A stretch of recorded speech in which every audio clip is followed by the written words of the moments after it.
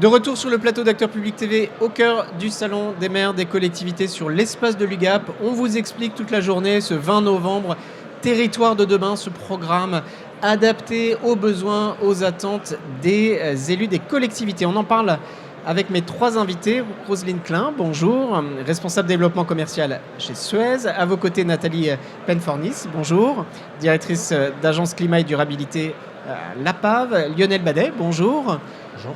Directeur commercial de Sigrenea. On va parler, le titre de cette séquence, surveiller, économiser les ressources. On parle OR, gestion des déchets. Je me tourne vers vous, Roselyne Klein, pour lancer la discussion. Expliquez-nous peut-être avec un cas d'usage, comme on dit, vos interventions pour celles et ceux qui nous regardent.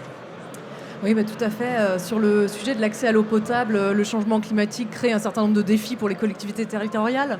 Selon les saisons, on a des événements de forte pluie ou alors un stress hydrique.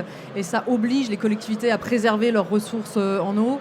Le plan eau 2023 nous demande d'être économe, sur l'énergie aussi. Le décret tertiaire demande à toutes les collectivités ayant des bâtiments publics de plus de 1000 m² de réduire leur consommation d'énergie de 40% d'ici 2030. Donc au sein de Suez, l'unité Digital Solutions est une entité d'innovation dédiée à l'amélioration de la performance environnementale et économique pour les collectivités par le traitement de la donnée et l'intelligence artificielle. Donc deux exemples que je voudrais citer.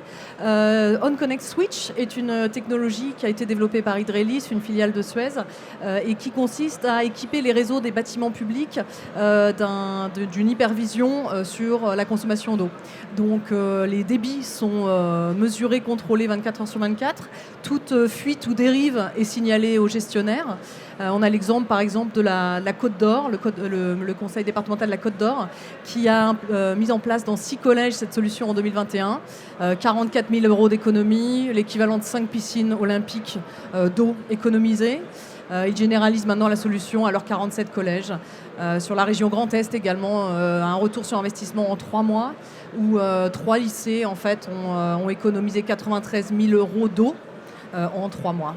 Donc on est au service des collectivités pour leur permettre d'adresser ces enjeux. On le voit, des impacts très forts, des solutions très opérationnelles dès maintenant. Nathalie Penfornis, expliquez-nous aussi les impacts de ce que vous mettez en place sur les enjeux, la préservation des ressources naturelles.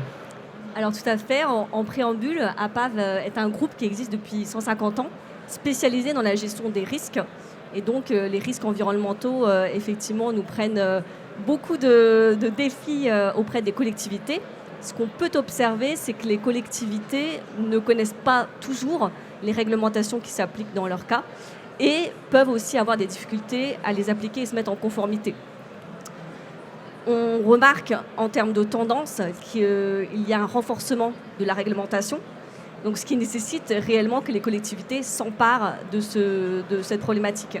Donc si je prends la problématique de l'air, en complément de l'eau, on a un vrai défi qui est amené par le pacte vert qui demande d'atteindre le zéro pollution, air, eau et sol, d'ici à 2050. Donc nous, ce qu'on fait pour accompagner les collectivités dans ce défi, c'est d'approcher par la mesure. Donc je peux amener l'exemple notamment d'une métropole dans le sud-ouest que nous avons accompagnée sur la mesure de l'air, la mesure des rejets atmosphériques que peuvent produire les installations de recyclage, de chaufferie. Ça peut aussi être une mesure de retombées atmosphériques qui, aux abords de sites industriels, peuvent avoir un impact néfaste sur la qualité de l'air pour les riverains. Et donc, quand on parle de qualité de l'air, intérieur aussi peut être un gros sujet. Donc là, en Charente-Maritime, par exemple, nous avons effectué une campagne de mesure de qualité de l'air sur plus de 50 établissements. Donc la mesure, effectivement, c'est un moyen d'identifier les sources pour ensuite apporter des solutions aux collectivités dans la préservation, la surveillance. Solutions adaptées, vous allez nous le dire dans un instant. On est très suivi ce matin. Je me tourne vers vous, Lionel Badet, directeur commercial chez Sigrenea. Expliquez-nous, Sigrenea, c'est quoi les missions ? Sigrenea est une filiale du groupe Suez, spécialiste dans les objets connectés, dans l'eau et dans les déchets. Alors aujourd'hui, pour l'eau, par exemple, ça va être des solutions qui vont permettre de piloter le curage des avaloirs pour optimiser en fait les tournées de nettoyage, éviter en fait qu'il y ait des risques supplémentaires en cas d'inondation, en cas de gros orages, en cas de grands problèmes. L'idée c'est de rendre libre, accessible le plus possible le réseau pluvial. Ça va permettre aussi, via d'autres capteurs, de détecter des fuites également. Ça c'est pour l'eau.